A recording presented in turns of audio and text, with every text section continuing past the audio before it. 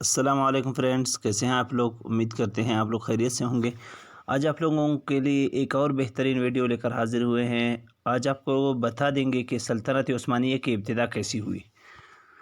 تو فرینڈس، سلطنت عثمانیہ کا نام کسی نسل یا قوم سے نہیں بلکہ اس کے پہلے حکمران سلطان عثمان غازی کے نام سے منسوب ہے۔ عثمان کے نام پر ہی اس کا نام یہ ہے۔ عثمان غازی کے والد کا نام ارطغرل غازی تھا۔ اس وقت ترک قبیلوں کی شکل میں رہتے تھے۔ یہ تمام قبیلے خانہ بدوش تھے۔ جہاں سرسبز علاقہ اور پانی نظر آیا وہیں خیمے گاڑ کر ڈیرا ڈال لیا۔ ان قبیلوں میں ایک قبیلے کا نام کائی قبیلہ تھا۔ کائی قبیلہ باقی قبیلوں سے کچھ بڑا اور طاقتور تھا۔ سلیمان شاہ اس قبیلے کا سردار تھا۔ یہ نہایت جنگجو قبیلہ تھا۔ سلیمان شاہ اور اس کے قبیلے کے مقاصد میں سب سے بڑا مقصد اسلام کی اشاعت تھی، کیونکہ یہ وہ وقت تھا کہ مسلمان ہر جگہ سے کمزوری کا شکار تھے۔ منگول اپنا سر اٹھا رہے تھے۔ سلجوقی سلطنت اپنے زوال کے قریب تھی۔ ان حالت میں ضروری تھا کہ مسلمانوں کی تعداد کو بڑھایا جائے۔ سلیمان شاہ کا انتقال ہو گیا۔ اس کے 3 بیٹے تھے۔ منجلا بیٹا ارطغرل اپنے والد کا جانشین مقرر ہوا اور قبیلے کا سردار بنا۔ ارطغرل غازی بہادر، نڈر، جنگجو شخص تھا جو اپنے قبیلے کا دفاع کرنا خوب جانتا تھا، لیکن وقت وہ آ گیا تھا کہ منگول ہر طرف تباہی پھیلا رہے تھے۔ مسلمانوں کا قتل عام ہو رہا تھا۔ چنگیز خان کی فوجوں نے خوارزم شاہ سلطنت کو تباہ کر کے رکھ دیا تھا۔ مسلمان منگولوں کی آگ لگ کر بھاگ رہے تھے۔ وہ منگولوں کے آگے لگ کر بھاگ رہے تھے۔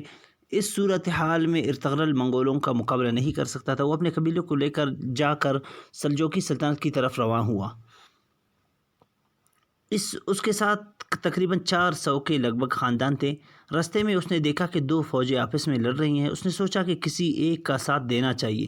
اسے یہ نہیں معلوم تھا کہ وہ لشکر کس کے ہیں۔ کچھ سوچ کر اس نے جو فوج ہار رہی تھی اس کا ساتھ دیا اور اپنے تھوڑے سپاہیوں کے ساتھ مخالف فوج پر اچانک اور بہت تیز حملہ کروایا۔ وہ فوج ڈر گئی اور سمجھی کہ ان کو کہیں سے مدد مل گئی ہے اور وہ فوج جیتے جیتے ہار مان گئی۔ بعد میں معلوم ہوا کہ جس فوج کا ساتھ دیا یہ سلجوقی سلطان علاء الدین کی فوج تھی۔ مخالف فوج کے بارے میں اختلاف پایا جاتا ہے۔ بعض کے نزدیک وہ بازنطینی عیسائی فوج تھی اور اکثر کے مطابق وہ تاتاری تھے۔ بہرحال سلطان ان کی بہادری سے بہت خوش ہوا اور وہ ارطغرل کے قبیلے کو اپنے سلطنت میں اناضول کے قریب سکاریہ کے علاقے میں ایک جاگیر عطا کی اور ایک قبیلہ وہیں آباد ہو گیا۔ سلطان نے ان کو اجازت دی کہ سرحد کے ساتھ علاقوں کو فتح کرے اور ان کو سلطنت میں شامل کرے۔ یہ علاقہ بازنطینی عیسائی سلطنت کے بالکل ساتھ جڑا ہوا تھا۔ ارطغرل نے کچھ ہی عرصے میں اپنی شجاعت و بہادری کا سکہ بٹھا دیا۔ ان فتوحات کا نتیجہ یہ ہوا کہ باقی بہت سے ترک قبائل بھی ارطغرل کے ساتھ مل گئے اور اسے اپنا سردار تسلیم کر لیا۔ ارطغرل سلطان علاء الدین کے نائب کے طور پر لڑتا رہا اور اس کی طاقت میں دن بدن اضافہ ہوتا رہا۔ ارطغرل نے بازنطینی سلطنت کے ایک بڑے متحد لشکر کو شکست دی۔ مدتوں اس جاگیر کو حاصل کرنے کے لیے مسلسل جنگیں لڑتے رہے۔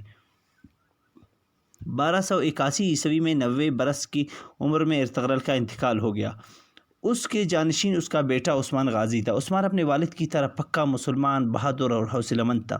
اس نے بھی فتوحات کا سلسلہ جاری رکھا۔ ادھر سلطان علاء الدین سلجوقی ایک جنگ میں شہید ہوئے۔ اس کے بعد اس کا بیٹا غیاث الدین بھی تاتاریوں کے ہاتھوں مارا گیا۔ 1299 عیسوی میں سلجوق سلطنت بالکل ختم ہو گئی۔ عثمان غازی نے اپنے تمام مفتوحہ علاقوں میں اپنی خود مختار حکومت کا اعلان کر دیا۔ یوں سلجوقی سلطنت سے علیحدہ عثمانی سلطنت قائم ہوئی۔ سلجوقیوں کے لیے یہ بات تشویش کا باعث ہوتی، لیکن وہ اندرونی جھگڑوں کی وجہ سے مکمل زوال پذیر ہو چکے تھے۔ امیر عثمان غازی نے بہت سے شہروں اور قلعوں کو فتح کیا اور ینی شہر جو کہ برسا کا ایک اور ضلع تھا اس کو اپنا دارالحکومت بنایا۔ سلطان عثمان نے مال خاتون سے شادی کی۔ سلطان عثمان کو سلطنت ملنا اور ایک مضبوط اسلامی سلطنت کا قائم ہونا اللہ کی مرضی تھی۔ اس سلطنت کے قائم ہونے کے بعد مسلمان متحد ہونا شروع ہوئے۔ برسا کے فتح کے بعد سلطان عثمان بیمار ہوئے اور 1223 عیسوی کو وفات پائی۔ مرنے سے پہلے اپنے بیٹے اور خان کو ایک طویل نصیحت کی اور خان سلطان بنا اور اپنے باپ کی پالیسی کو جاری رکھا۔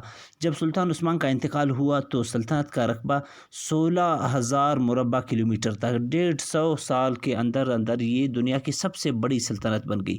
سلطان محمد فاتح کی قسطنطنیہ فتح کر کے نبی کریم صلی اللہ علیہ وسلم کی حدیث بھی پوری کر دی اور اپنے بہترین بہترین ہونے کا ثبوت دیا۔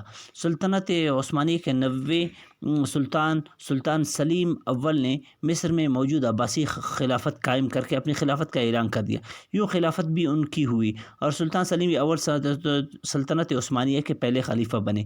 یہ سلطنت 623 سال قائم رہی اور 1922 عیسوی میں ختم ہوئی۔ سلطان عثمان کے نام سے ہی سلطنت کو سلطنت عثمانیہ کہا گیا۔ تو امید ہے آپ کو ویڈیو پسند آئی ہوگی۔ انشاءاللہ ملتے ہیں اسی طرح کے نیکسٹ ویڈیو میں، تب تک کے لیے ہمیں اجازت دیجیے۔ اللہ حافظ۔